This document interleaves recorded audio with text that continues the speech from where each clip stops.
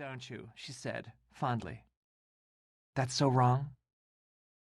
The bartender put 2 clear, fizzing drinks in front of us.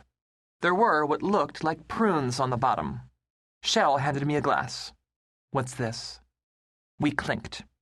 "Fart in the ocean," she said. "Tequila and 7-Up.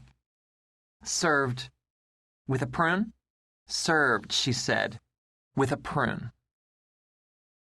Why is it, I wondered, that women have to drink the undrinkable? In my day, I'd seen my sisters order everything from a pan-galactic gargle blaster, vodka, cider, cherry brandy, and Tia Maria, to a Warsaw waffle, an unspeakable union of vodka and Maine maple syrup.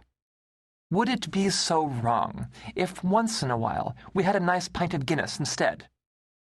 But whenever I had a Guinness, it was inevitable that one of my girlfriends would come up to me and say, "You know how many calories are in that, Jenny?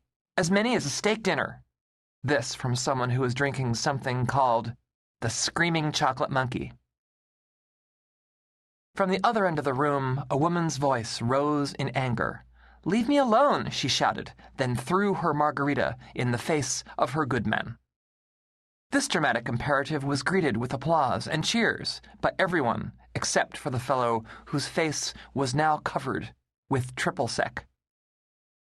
Shell looked at me and smiled. "Brandy and Boyd Lemieux," she said wistfully. "They're the perfect couple. She's an ex-model, he's an ex-Marine." Brandy stood up and headed toward the bar where Shell and I were sitting.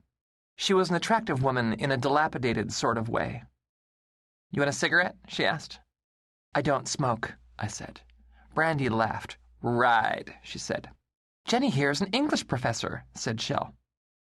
Brandy Lemieux laughed like this was funny. "Yeah," she said, "and I'm an astronaut." She picked up Shell's drink, downed it in a single gulp. "Didn't eat the prune, though." She looked at my book. "What's that? Any good?" "It's Nabokov," I said. "Do you like Nabokov?"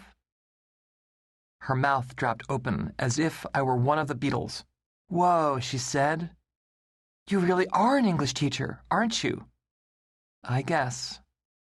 Shell patted my shoulder. "Well," she said, "I'll let you 2 chat."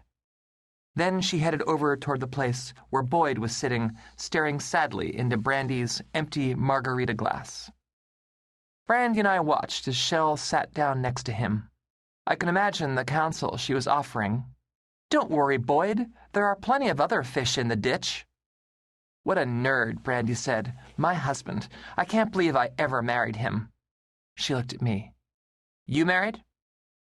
One of the awkward hallmarks of my life is the way relatively simple questions command complex answers, the kind that require a PowerPoint presentation and several Oprah shows to do them justice. I'm more than a little hopeful, in most situations, to be seen as human. But there are plenty of times I don't want to go into the details, especially when I'm sitting next to a woman who's just down to drink with a prune in it. "You're wearing a wedding ring," Brandy said, trying to help. "It's a long story," I said. Brandy raised her empty glass and clinked it against mine. "You go, girl," she said. "You go." We were friends now. "You're really pretty, did you know that?" "I don't think so," I said. "Will you buy me another drink?" "Sure," I said. The bartender cut another fart in the ocean. "Boyd wants to put me in a time machine," said Brandy. "Hate that," I said. "He can't see me where I am, only where I was." "Where are you?" I said. She reached out and squeezed my hand. "Why, I'm here with you, Jenny." "My son wants to be a time traveler," I said, "when he grows up." "Well, the hell, maybe he can use Boyd's machine after he's done with it." The topic of superpowers, including time travel, was a frequent one in our house. There were times when it seemed like it was all we ever talked about, Grace and me, and our middle school-age children, Patty and Luke. I maintained that the only 2 superpowers worth having were super strength and super speed.